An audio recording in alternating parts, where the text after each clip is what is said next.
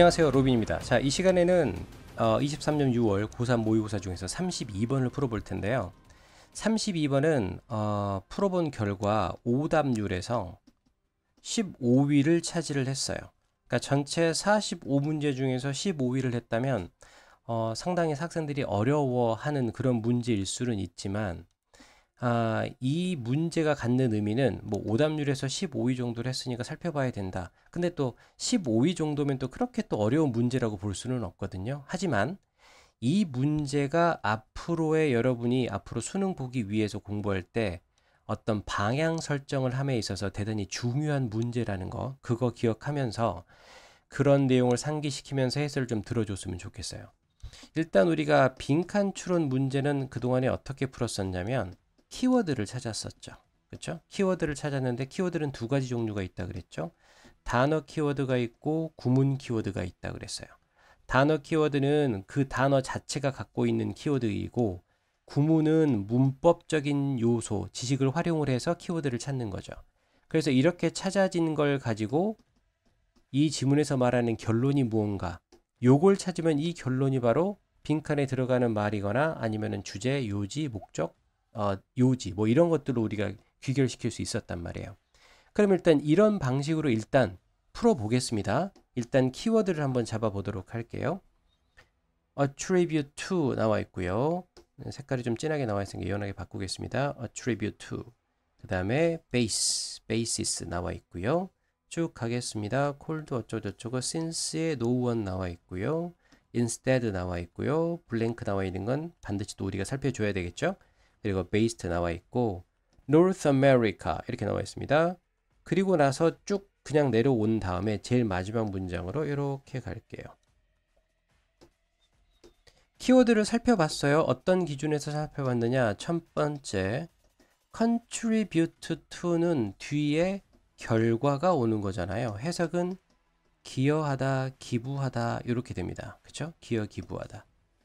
그래서 이걸 살펴주는 거예요. 왜냐하면 이 결론을 나타내는 거는 결과를 이끌어내주는 구문들 이런 것들 되게 중요하거든요.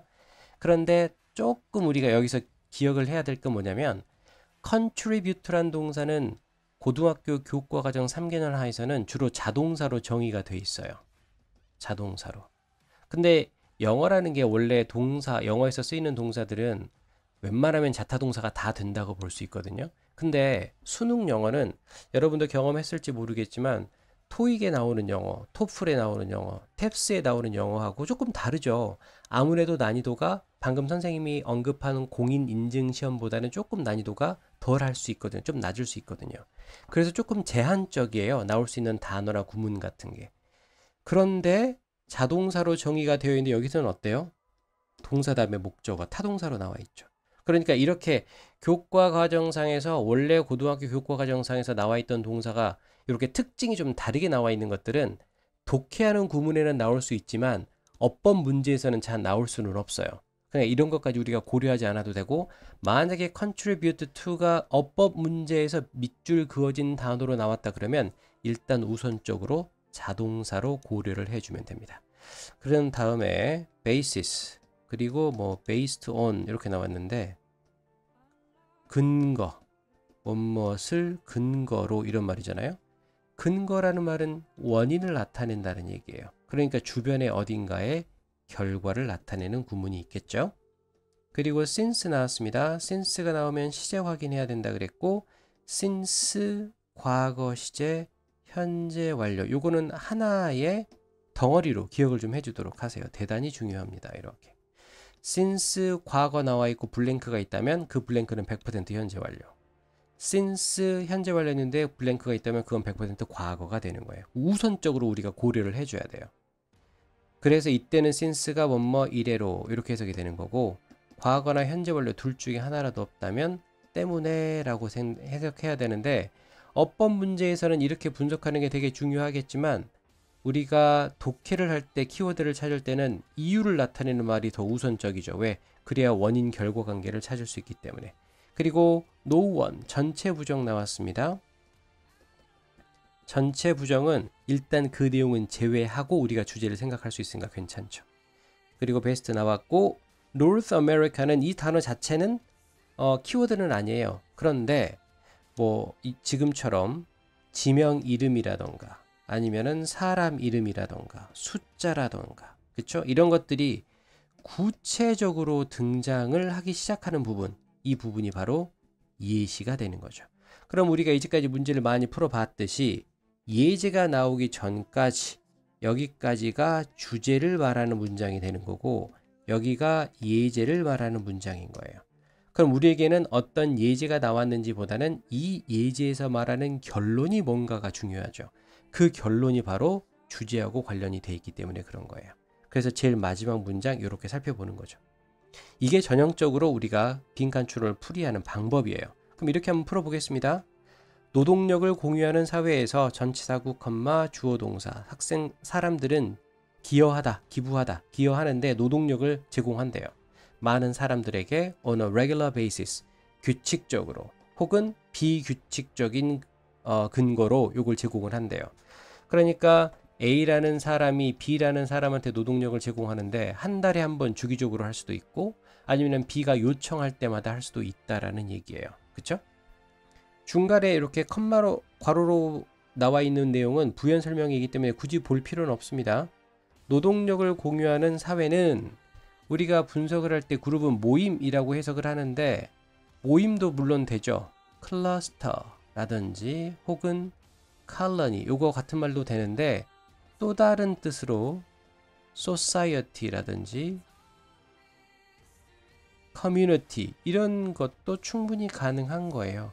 그러니까 이 단어 그룹에 대한 걸 그냥 단순히 모임 뭐 한 무리의 사람 무리 그룹 이렇게 하지 말고 독해를 많이 하다 보면 이렇게도 해석이 될 수 있는 거죠. 한 단어가 여러 개의 의미를 가질 수 있다는 것도 기억을 좀 해주세요. 노동력을 공유하는 사회는 일부인데 what has been called moral economy, 도덕 경제라고 불리우는 것의 일부이다. since 나왔는데 현재 나왔으니까 둘 중에 다 없는 거잖아요. 그러면 때문에라고 해석이 되겠죠. 왜냐하면 모든 어느 누구도 공식적인 기록을 하지 않기 때문입니다. 무엇에 대한?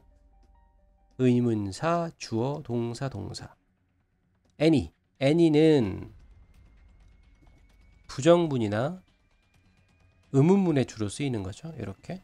그런데 긍정문에서 any가 쓰일 때는 모든 혹은 어떠한 이런 의미로 쓰이니까 어떠한 가정이건 간에 얼마만큼의 노동력을 투입하고 얼마만큼의 노동력을 가지고 가는지를 공식적으로 기록하지 않기 때문에 도덕사회라고 합니다.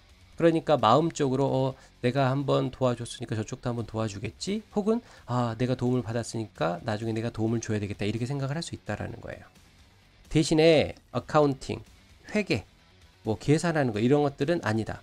그러면 앞에 나왔던 내용과는 반대되는 내용이 들어가야 되는 거예요. 그렇죠? 그러면 그 다음에 나와 있는 거 이러한 사회는 가지고 있는데 도덕 공동체 그죠? 이런 것들을 가지고 있대요. 뭘 기반으로 하는?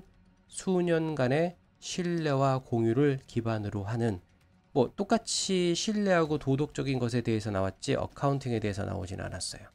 그럼 우리에게 중요한 건 어카운팅이고 이 글에서 말하고자 하는 것도 지금 어카운팅에 대한 핵심을 물어보고 있는 거기 때문에 예제에도 어카운팅에 대한 얘기가 나와서 그걸로 결론을 지어줘야 하는 거예요. 수능 문제는. 근데 제일 마지막에 추후에 when 접속사, 주어동사, 주어동사 또 다른 가족이 도움을 필요로 할 때 그들은 요청합니다. 같은 사람을 요청합니다. 어카운팅에 대한 내용이 없어요. 그럼 여기서 우리가 유추할 수 있는 거는 앞에는 도덕사회라는 거죠. 그럼 이 도덕과의 반대말이 뭔지를 알아야 문제를 풀 수 있는 건데 그러면 이 도덕과 반대되는 단어에 대한 힌트가 반드시 존재해야 되거든요. 지문상에. 근데 이게 존재하지 않고 있는 거예요.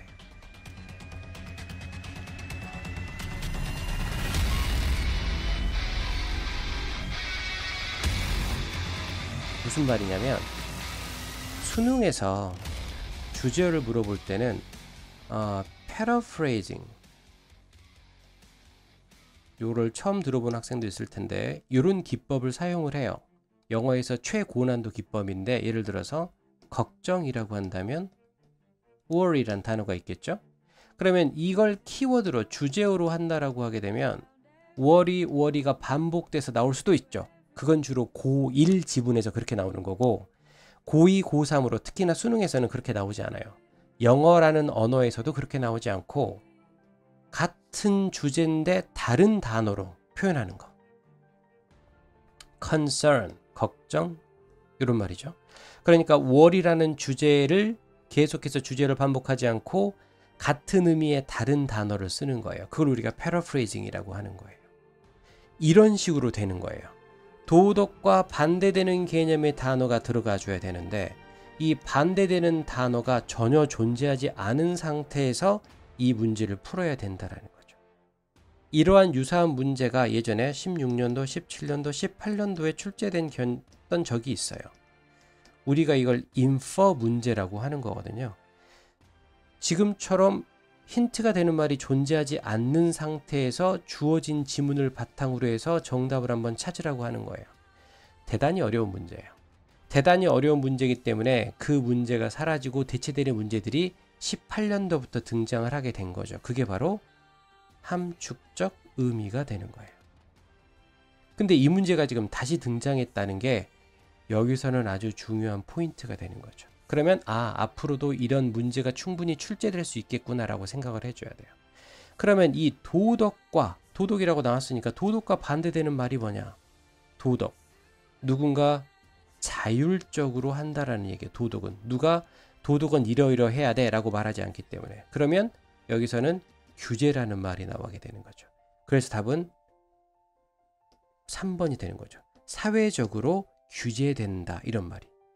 근데 아까도 말했지만 패러프레이징 된 단어가 없기 때문에 이걸 유추하는 게 쉽지가 않다라는 거예요. 근데 다행스럽게도 예전에 출제됐던 이 인퍼 문제는 단어도 어려웠고요. 문장 구조도 어려웠어요. 그러니까 해석 자체가 어려웠다는 얘기예요. 난이도가 상당히 올라간 거죠.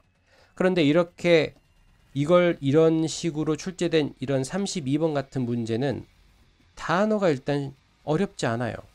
그리고 문장의 구조도 어렵지 않아요. 단지 힌트가 되는 말이 존재하지 않는다는 거예요. 그런 힌트가 존재하는 말이 않는다는 의미에서 인퍼 문항이기는 하지만 여러분이 충분히 해석을 통해서 풀 수 있다라는 거예요. 하지만 해석을 해도 잘 안 될 거예요. 왜냐하면 힌트가 되는 말이 전혀 없기 때문에. 그나마 해석이 전부 다 쉬워서 이걸 전부 다 해석을 해가지고 문제를 푸는 학생들이 있었기 때문에 오답률에 있어서 15위 정도 랭크가 된 거지, 단어가 조금만 어렵다면 탑5 안에 드는 오답 이렇게 하는 굉장히 어려운 문제일 수 있다라는 거예요. 그러면 앞으로 우리는 어떻게 공부를 해야 되냐면 방향성을 설정을 합니다. 16년도, 17년도, 18년도에 출제된 문제와 비슷하지만 단어는 조금 난이도가 낮은 그런 문항들을 앞으로 많이 풀어줘야 되고, 선생님도 이런 문제를 많이 준비해서 고3 학생들한테 풀어볼 기회를 자꾸 제공을 해줘야 돼요. 그래야 여러분들이 이 문제에 맞는 해결 방안이 여러분 나름대로 서게 되는 거예요. 그런 전략이 세워졌을 때 비로소 여러분들이 원하는 점수에 도달할 수 있게 되는 거죠. 이 문제 꼭 기억을 해두기 바랍니다.